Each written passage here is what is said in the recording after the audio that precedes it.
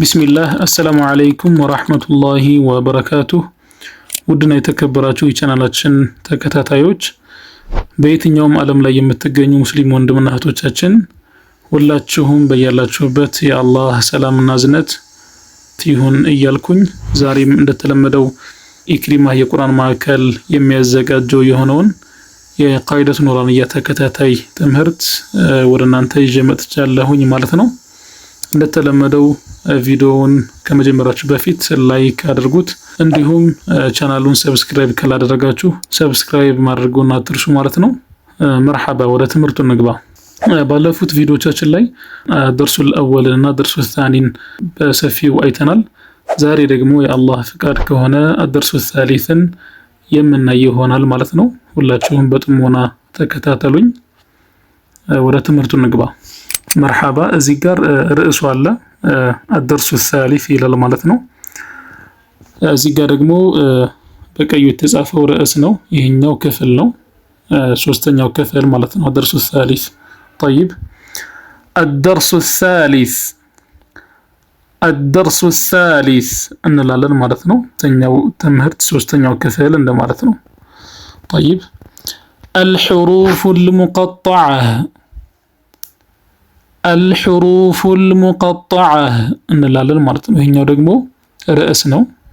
حروف ብሎ ማለት ፊደላቶች ማለት ነው። የሐርፍ ጀምዕ ነው፣ ፊደላቶች ማለት ነው። المقطعة ማለት ደግሞ የተቆራረጡ የሆኑ ፊደላቶች ማለት ነው። የተቆራረጡ የሆኑ ማለት ከድምጽ አኳያ ማለት ነው። ከአነባበብ አኳያ የተቆራረጡ ድምጾች ማለት ነው። ባጭሩ ምህጻረ ቃል ብለን ብንይዘው በጣም የተሻለ ይሆናል ማለት ነው። طيب እንርገመው። الدرس الثالث الحروف المقطعة እንላለን ማለት ነው። طيب ከስከዛሬ ያካየናቸው እንግዲህ የተለየ ነገር ምንድነው ያለው እዚህ ደርስ ላይ? እነዚህ በቀይ የምታዩቸው እነዚህ የዝግዛግ ምልክቶቹ እነርሱ ናቸው የተጨመሩት። ሌላ አዲስ ነገር የለም። እነርሱ ምንድናቸው? ይሄ የመሳቢያ ምልክት ነው፣ ወይም በአረብኛ መድ ይባላል። የመድ ምልክት ነው ማለት ነው። ይሄ ምልክት ያለበት ፊደል እያንዳንዱ ፊደል በጣም ይሳባል፣ ይረዝማል ማለት ነው። ሌላ የተለየ ነገር የለውም እስካሁን ካየነው ድረስ ማለት ነው። ስለዚህ ይሄ ምልክት ያለበት ይረዝማል ብያችኋለሁኝ፣ በጣም ይረዝማል። ሌላው ደግሞ ምልክት የሌለበት ደግሞ እነርሱ ደግሞ አይሳቡም፣ ምንም ተረዝመው አይቀሩም ማለት ነው። طيب ሁላችሁም በጥሞና ተከታተሉኝ። አሊፍ ላም ሚም እንላለን ማለት ነው። ለምሳሌ እዚህ ጋር የአሊፍ ፊደሉ ምንም አይነት የመሳቢያ ምልክት የለውም። ላሙ ደግሞ የመሳቢያ ምልክት አለው፣ ሚሙም እንደዚሁ አለው። ስለዚህ ላምና ሚምን እንስባቸዋለን፣ አሊፉን ግን አንስበውም ማለት ነው። አሊፍ ብለን ብቻ ነው የምናነበው። طيب አሊፍ ላም ሚም እንላለን ማለት ነው። በጣም ቀላል ነው፣ ከባድ መስሎ እንዳይታያችሁ። ከቻላችሁ እናንተም ከኔ ጋር አብራችሁኝ ተለማመዱ። ያ ሲሆን እናንተ ቶሎ ለመያዝ በጣም ይቀላችኋል ማለት ነው። طيب ألف لام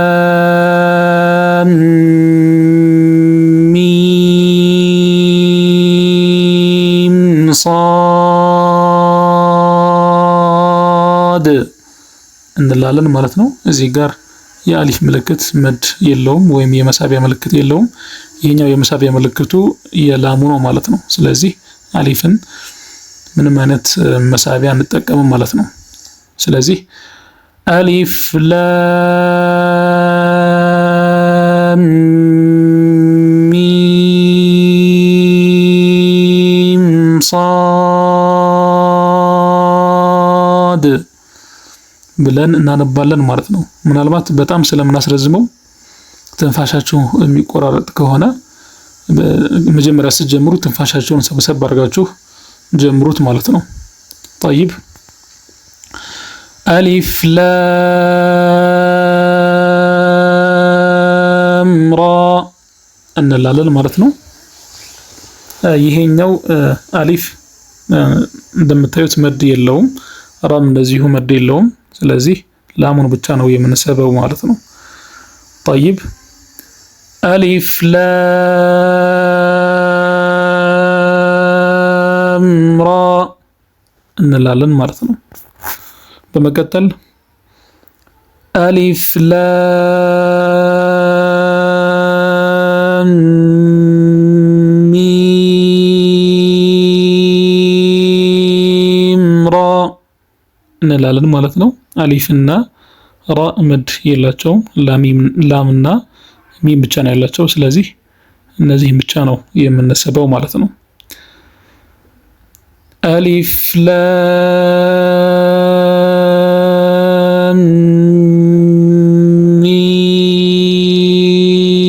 ሚም ራ እንላለን ማለት ነው። በመቀጠል ካፍ ሃ ያ ዐይን ሷድ እንላለን ማለት ነው። እዚህ ጋር ሃና ያ መድ የላቸውም እንደምታዩቸው። ስለዚህ እነርሱን አንስባቸውም፣ አናስረዝማቸውም። ካፍ ዐይንንና ሷድን ብቻ ነው የምንስበው ማለት ነው። ምናልባት ይሄም ረዘም ያለ ስለሆነ ትንፋሻችሁ እንዳይቆራረጥ ሰብሰብ አድርጋችሁ ማንበብ ይጠበቅባችኋል ማለት ነው።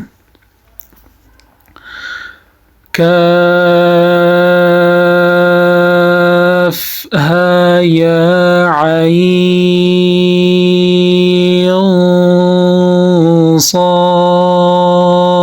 ሷድ። በመቀጠል ጣሃ እንላለን። እነዚህ አሃም ጣም የመድ ምልክት የለባቸውም እንደምታዩቸው። ስለዚህ እነርሱን አናስረዝማቸው ማለት ነው። ጣሃ እንላለን። طيب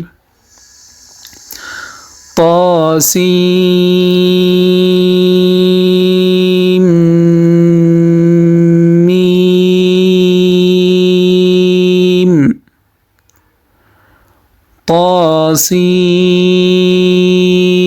ጣሲም ሚም ብለን እናነባለን ማለት ነው።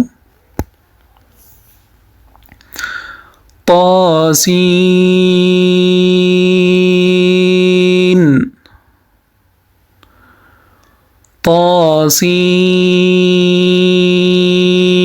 ጣሲን ይህን የመድ ምልክት ብቻ እያያችሁ ነው የምታስረዝሙት ማለት ነው። መርሐባ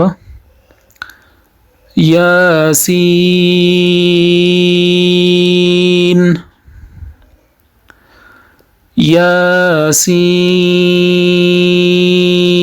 ያሲን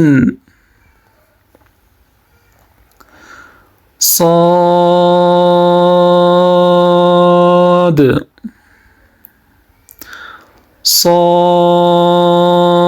ሷድ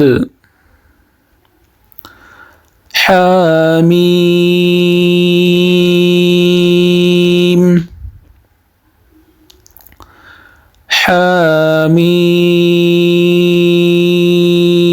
ሐሚም።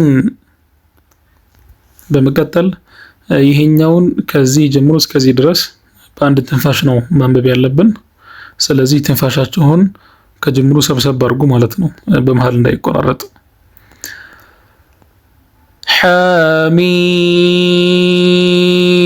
ሐሚም ዐይን ሲን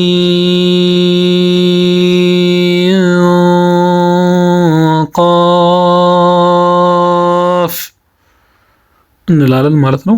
ካስቸገራችሁ ይህንን ለብቻ ይህንን ደግሞ ለብቻ ማንበብ ትችላላችሁ ከተቸገራችሁ ማለት ነው። طيب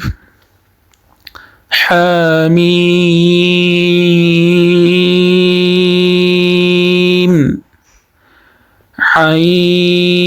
ዐይን ሲን ቃፍ እንላለን ማለት ነው። ቃፍ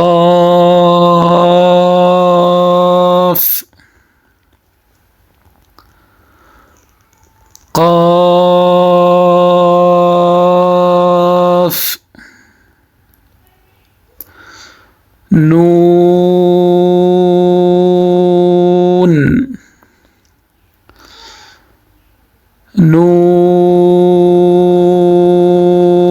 ኑን ብለን እናነባለን ማለት ነው። በጣም ቀላል ነው፣ ከባድ መስሎ እንዳይታያችሁ። እንግዲህ እነዚህን ሐርፎች ቁርአን ውስጥ ታገኛቸዋላችሁ ከሱራው መጀመሪያ ላይ ማለት ነው። ከቢስሚላህ በኋላ ሁላችሁም ታገኛቸዋላችሁ። እዛ ላይም ስታገኛቸው ልክ በዚህ መልኩ ነው የምታነቡት ማለት ነው። በጣም ቀላል ነው። ለምሳሌ ይሄ አሊፍ ላም ሚም የሚለው ሱረቱል በቀራ ላይ አለ። ይሄኛው ደግሞ አሊፍ ላም ሚም ሷድ የሚለው ደግሞ ሱረቱል አዕራፍ ላይ አለ ማለት ነው። ልክ እዛ ላይም ስታገኟቸው በዚህ መልኩ ነው የምትቀሩት ማለት ነው። ቃይዳ መቅራት ለቁርአን በጣም እጅግ በጣም ወሳኝ ነው። ስለዚህ በደንብ አርጋችሁ መቅራታችሁን አረጋግጡ። ቃይዳን በደንብ አርጋችሁ የምትቀሩ ከሆነ ቁርአን አይከብዳችሁም። ሐታ ያለ ኡስታዝ ሁላ በደንብ ልታነቡ ትችላላችሁ ማለት ነው። ስለዚህ ቃይዳ ላይ ፎከስ አድርጉ እላችኋለሁኝ። ውድ ወንድምና እህቶቼ የዛሬው ትምህርታችን ይሄን ይመስላል። ዛሬ የተለቀቀውን ትምህርት ሁላችሁም ተለማመዱት፣ በደንብ አጥኑ ማለት ነው። ኢንሻአላህ በቀጣይ ቪዲዮ አዲስ ርዕስ አዲስ ትምህርት ይዘን እንመጣለን። እስከዚያው ድረስ አላህ ሰላም ያቆየን። والسلام عليكم ورحمة الله وبركاته. لا يشهدون الزور وإذا مروا باللغو مروا كراما.